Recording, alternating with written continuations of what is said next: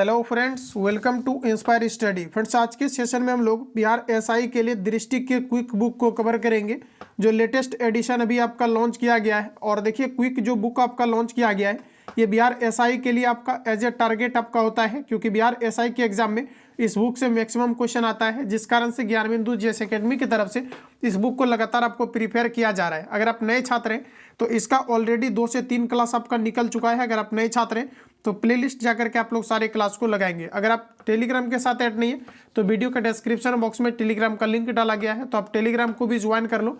वहाँ पर कंप्लीट आपको रिवीजन पीडीएफ दिया जाता है। तो आइए फ्रेंड्स, क्लास को कंटिन्यू करते हैं और चीज़ों को समझते हैं। तो आज का देखिए पहला क्वेश्चन आपके सामने आ चुका है। पहला क्वेश्चन है कि भारतीय राष्ट्रीय अभिलेखागार की स्थापना कब की गई थी।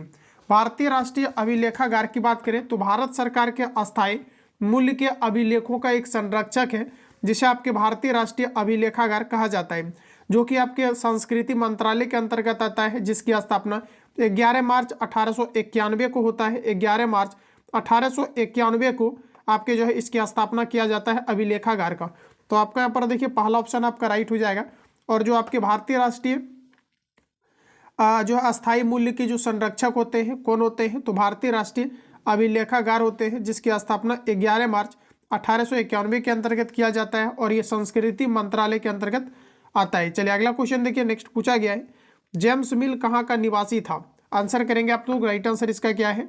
तो देखिए फ्रेंड्स, जेम्स मिल जो है कहाँ का निवासी था, तो ये स्कॉटलैंड का निवासी है। और ये दोस्तों याद रखेंगे कि ये एक दार्शनिक था, इतिहासकार, अर्थशास्त्री और राजनीतिक थे, जिनका की जन्म की बात करें तो 6 अप्रैल 1773 का इनका आपका जन्म होता है। तो आपका यहाँ पर right answer option B correct है। तो चलिए आगे बढ़ते हैं। अगला क्वेश्चन हमारा नेक्स्ट देखिए पूछा गया है कि लॉर्ड क्लाइव ने भारत का नक्शा तैयार करने की जिम्मेदारी किसे सौंपी थी। लॉर्ड क्लाइव ने भारत की नक्शा तैयार करने की जिम्मेदारी किसे सौंपी थी। तो देखिए हमारा सही आंसर है आपका जो है जेम्स रेनेल को सौंपा था। सी ऑप्शन आपका करेक्ट हो जाएगा, सॉरी डी ऑप्शन आपका यहाँ पर राइट हो जाएगा।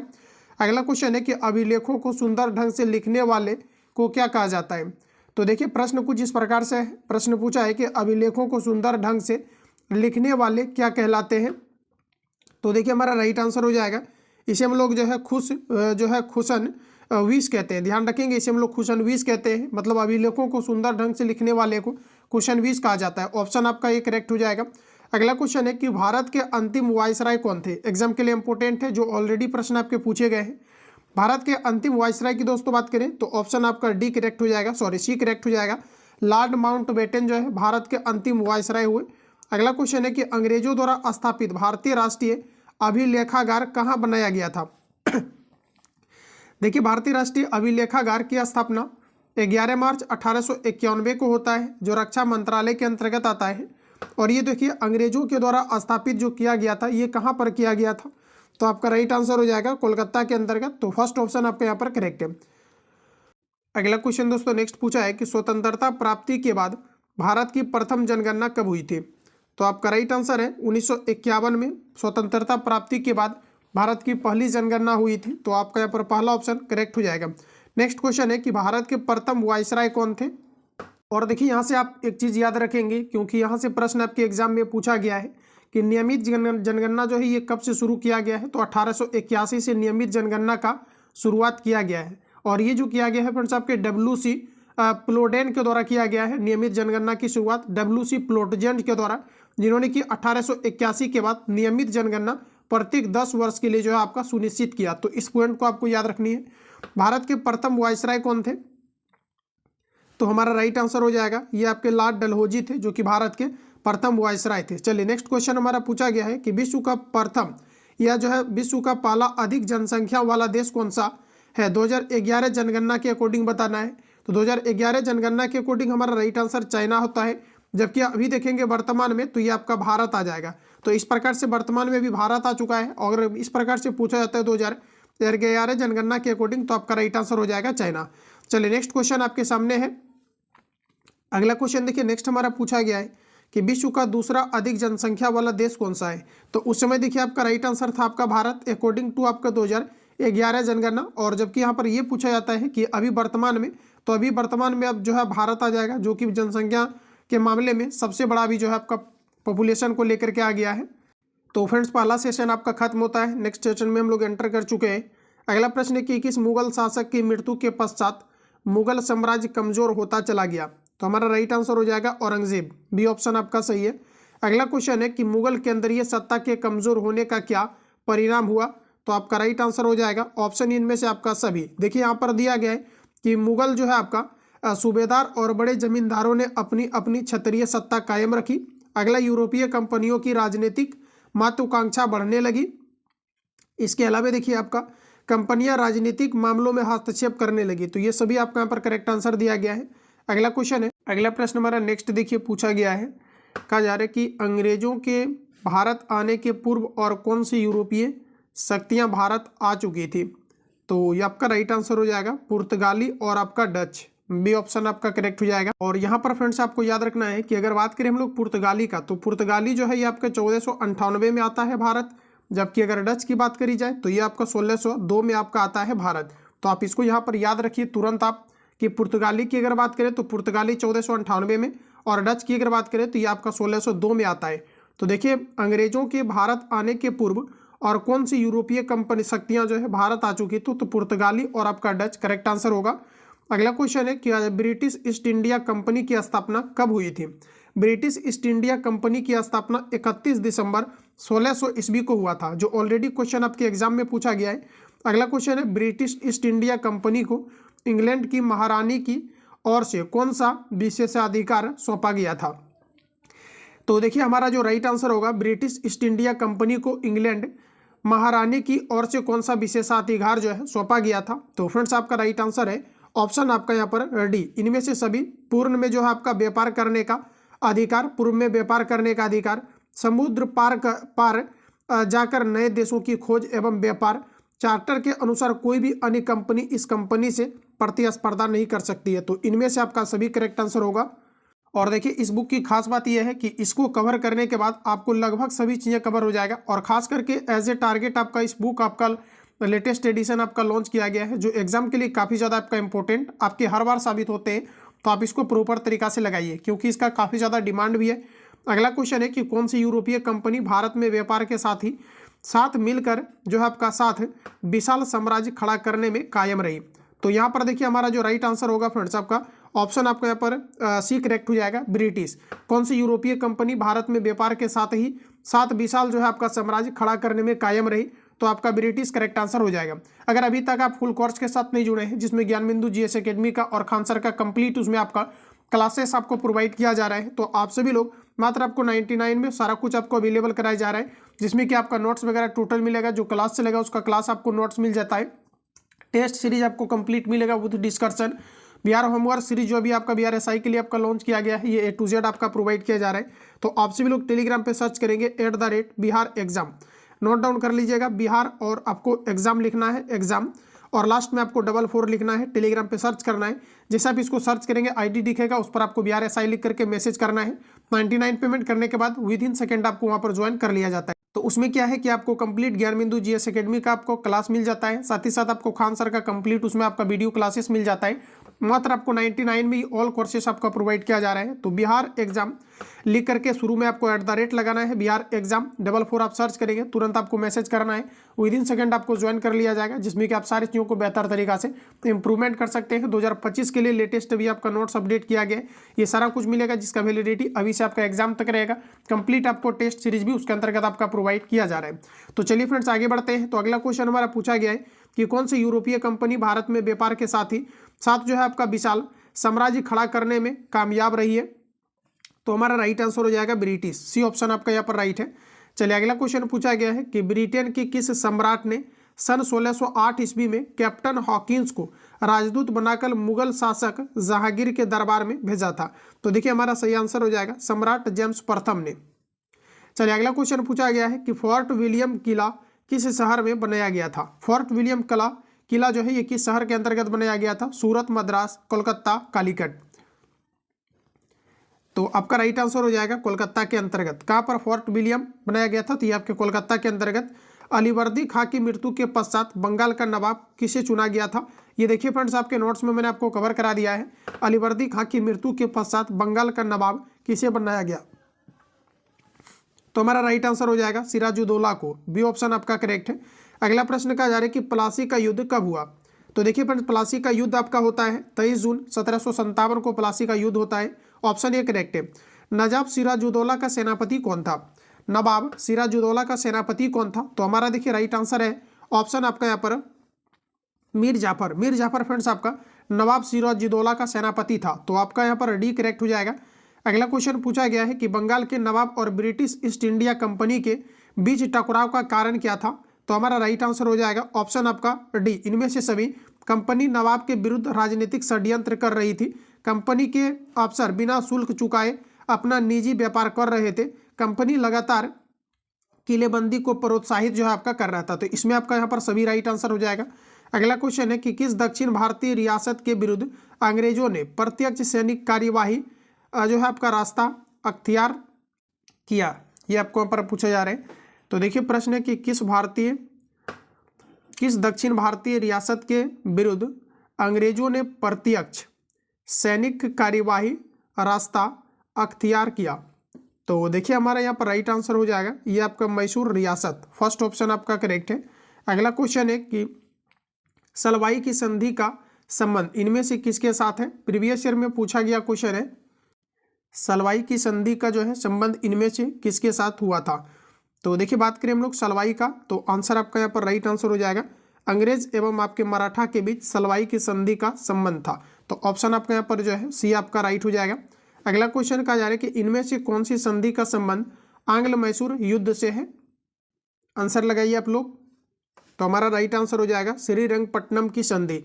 इनमें से कौन सी संधि का संबंध आंग्ल मैसूर युद्ध से था, श्रीरंगपट्टनम की संधि, आपका फर्स्ट ऑप्शन करेक्ट है। फ्रेंड्स अगर हम बात करें कि जो आपके पहला आंग्ल मैसूर युद्ध हुआ था कब हुआ था, तो आप ध्यान रखेंगे ये आपके 1767 में जो आपके पहला आंग्ल मैसूर आपका युद्ध होता है, जो कि आपके 1769 तक आपका चलता है। जबकि दूसरा अगर बात करेंगे तो दूसरा जो आपका होता है ये आपके 1770 में आपका जो है आंग्ल मैसूर युद्ध होता है। सॉरी फ्रेंड, 1700 आपका जो है ना ये आपके 80 में होता है। दूसरा जो आंग्ल मैसूर होता है ये कब होता है, तो ये आपके 1700 आपके 80 में होता है। और ये कब तक चलता है, तो ध्यान रखेंगे ये आपके 1700 आपका जो है ये आपके 84 तक आपका चलता है। तो आप यहाँ पर याद रखेंगे, तो यहाँ पर पूछा गया था कि जो आंग्ल मैसूर युद्ध है इससे आपका क्या संबंधित, श्रीरंगपट्टनम से आपका संबंधित है।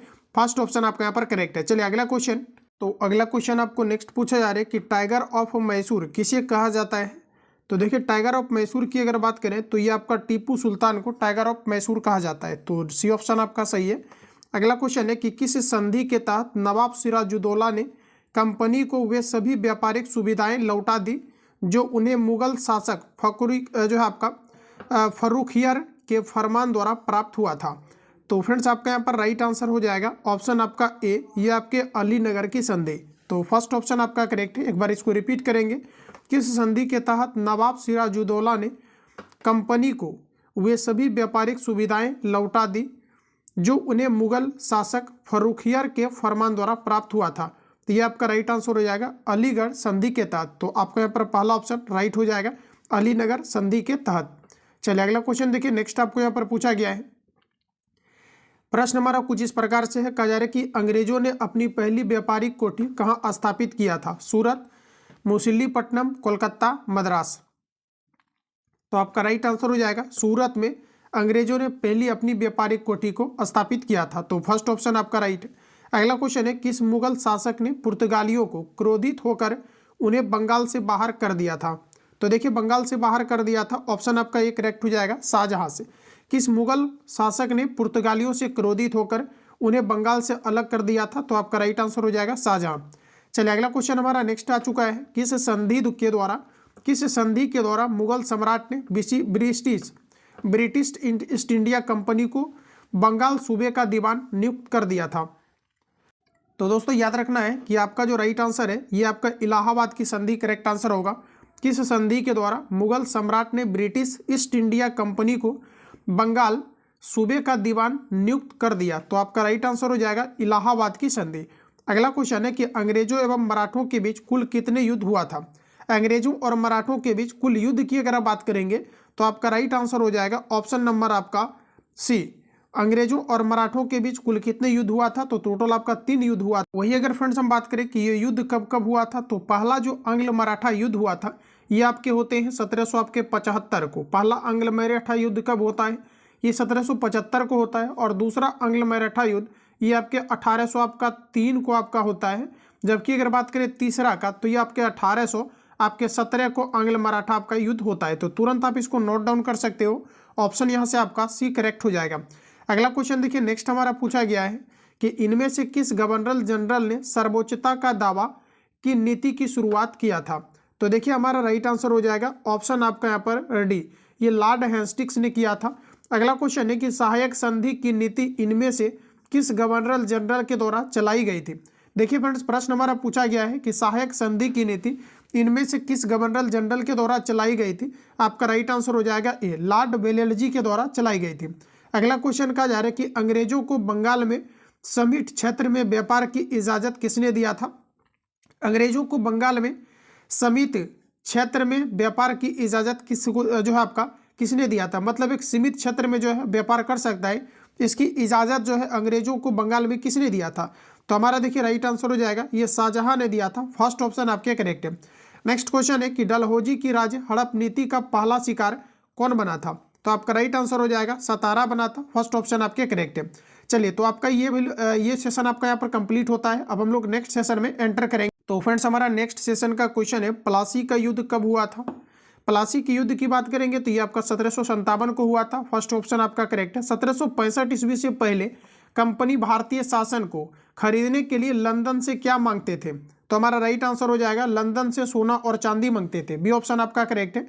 अगला प्रश्न पूछा गया है कि grand old man of India किसे जाना जाता है। कल भी इस क्वेश्चन को मैंने आपको कवर कराया था। देखिए आपका राइट आंसर हो जाएगा दादा भाई नौरोजी को grand old man of India के नाम से जाना जाता है। ये टेस्ट सीरीज में भी देखिए क्वेश्चन आपका डाला हुआ था। ऑप्शन आपका सी करेक्ट है। अगला क्वेश्चन है अस्थायी बंदोबस्त के तहत किसानों से लगान का कितना भाग सरकारी कोष में जमा किया जाता था। ऑलरेडी क्वेश्चन आपका पूछा गया है। आपका राइट आंसर हो जाएगा 10/11वें भाग को जमा किया जाता था। अगला क्वेश्चन हमारा पूछा गया है कि बंगाल में अस्थायी बंदोबस्त कब लागू किया गया था।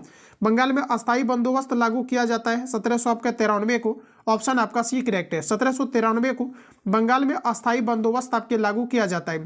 नेक्स्ट क्वेश्चन पूछा है कि 1793 ईस्वी में लॉर्ड कॉर्नवालिस ने किस बंदोबस्ती को लागू किया था। तो देखिए फ्रेंड्स, हमारा पूछा गया है 1793 ईस्वी में लॉर्ड कॉर्नवालिस ने किस बंदोबस्ती को लागू किया था। तो हमारा यहाँ पर राइट आंसर हो जाएगा ऑप्शन नंबर आपका बी, अस्थायी बंदोबस्ती को लागू किया था। अगला क्वेश्चन है कि माहलदार शब्द किससे संबंधित है। तो देखिए हमारा सही आंसर हो जाएगा ऑप्शन आपका यहाँ पर डी, मुखिया से संबंधित है। माहलदार शब्द किससे संबंधित है, तो ये आपके मुखिया से। ऑप्शन आपका डी करेक्ट है। अगला क्वेश्चन पूछा गया है किस व्यवस्था के तहत भूमि पर पूरे ग्राम समुदाय का अधिकार होता था। तो बताइए आप लोग राइट आंसर क्या है। किस व्यवस्था के तहत भूमि पर पूरे ग्राम समुदाय का अधिकार होता था। तो हमारा राइट आंसर हो जाएगा महलवाड़ी व्यवस्था का। ऑप्शन आपका सी सही है। अगला क्वेश्चन है कि रैयतवाड़ी व्यवस्था किसने लागू किया था। बताइए आप लोग राइट आंसर क्या है। बात हो रही है रैयतवाड़ी व्यवस्था का, तो ये आपके टॉमस मुंड्रो के द्वारा रैयतवाड़ी व्यवस्था का प्रावधान किया गया था। महात्मा गांधी ने नील बगान मालिकों के विरुद्ध 1917 में आंदोलन की शुरुआत कहाँ से किया था। तो देखिए दोस्तों, हमारा राइट आंसर है ये ऑप्शन नंबर आपका ए, चंपारण से किया था। और ये महात्मा गांधी का पहला सत्याग्रह था भारत के अंतर्गत, जो राजकुमार शुक्ला के कहने पर महात्मा गांधी 1917 में चंपारण जाते हैं और नील की खेती करने वाले किसानों के खिलाफ हो रहे अत्याचार को लेकर के इन्होंने ये जो है आपका प्रोटेस्ट किया। अगला क्वेश्चन चलिए नेक्स्ट देखते हैं। अगला प्रश्न हमारा कुछ इस प्रकार है, नील विद्रोह की शुरुआत बंगाल के किस जिले से किया गया था। तो ये आपके बंगाल के नदिया जिले से शुरुआत किया गया था। बी ऑप्शन आपका सही है। यूरोप के बाजार में किस भारतीय वस्तु की मांग बढ़ने लगी। यूरोप के बाजार में किस भारतीय वस्तु की मांग बढ़ने लगी। तो नील का। ऑप्शन नंबर डी आपका करेक्ट है। अगला प्रश्न फ्रेंड्स पूछा गया है कि रैयतवाड़ी व्यवस्था सर्वप्रथम कहां से प्रारंभ किया गया था। बिहार, पंजाब, मद्रास, बंगाल। तो सबसे पहले रैयतवाड़ी व्यवस्था का प्रभाव जो है ये कहां पर दिखा था। तो मद्रास। ऑप्शन आपका सी करेक्ट है। अस्थायी बंदोबस्त को किस नाम से जाने जाते थे। अस्थायी बंदोबस्त जो है ये आपका जाना जाता था गाजीदारी। ध्यान रखेंगे, ये आपके जो आपका जागीरदारी व्यवस्था जाना जाता था। जागीरदारी व्यवस्था के नाम से अस्थायी बंदोबस्त को जाना जाता था। तो फर्स्ट ऑप्शन आपका राइट होगा। अगला प्रश्न की ओर चलते हैं। नेक्स्ट क्वेश्चन हमारा है कि भारतीय नील गुणवत्ता कैसी थी। भारतीय नील गुणवत्ता दोस्तों आपके उच्च था। ऑप्शन आपका यहाँ पर सी करेक्ट हो जाएगा। ठीक है। तो अगला देखिए आपका जो सेशन है आपका, ये आपके पॉलिटी का है, जिसको हम लोग अगले सेशन में कंटिन्यू करेंगे। तो आज हम लोग क्लास को यहीं पर खत्म करते हैं। अगर आप नए छात्र हैं तो चैनल को फटाफट सब्सक्राइब करके बेल आइकन को प्रेस कर लेना, ताकि आने वाली क्लास का आपको नोटिफिकेशन टाइम टू टाइम मिले। तो कल जो हम लोग कवर करेंगे नेक्स्ट सेशन को, इसमें हम लोग पॉलिटी को कवर करेंगे। तो आप सभी लोग चैनल को सब्सक्राइब करके बेल आइकन को प्रेस कर लेना, ताकि जितनी भी क्लास प्रोवाइड किया जाए ये आप इजी वे में सभी क्लास को लगा पाए और खुद को इंप्रूवमेंट कर पाए। टेस्ट जो आपको प्रोवाइड किया जा रहा है, टेस्ट आपको कंपलसरी आपको लगाना ही है, ताकि आपको इंप्रूवमेंट दिखे कि आपका कितना क्वेश्चन आपका बन पा रहा है। क्विक बुक और लेटेस्ट नोट जो अपडेट किया गया है इसको लगाने के बाद। बाकी पेड बैच के अंतर्गत जो भी छात्र ऐड नहीं है, @BIHAREXAM आपको सर्च करना है, 44 टेलीग्राम पे सर्च करना है। विद इन सेकेंड आपको 99 पेमेंट करने के बाद आपको ज्वाइन कर लिया जाएगा। तो सबसे पहले @BREXAM44 पे आपको जो है कॉल या SMS आपको करना है। टेलीग्राम पे आपको सर्च करके ID दिखेगा, जिसमें कि कंप्लीट आपका खानजिया research centre plus Gyanbindu GS academy का कंप्लीट आपका कोर्स प्लस होमवर्क सीरीज आपको प्रोवाइड किया जा रहा है। किसी प्रकार का डाउट या संशय हो तो कमेंट बॉक्स में अपना फीडबैक दे सकते हैं। इसका रिवीजन PDF आंसर आपको टिक करके पेड बैच के अंतर्गत ही आपको मिलेगा, ताकि आप प्रॉपर तरीका से रिवीजन कर पाए। तो मिलेंगे नेक्स्ट क्लास में, तब तक के लिए जय हिंद, बेस्ट ऑफ लक।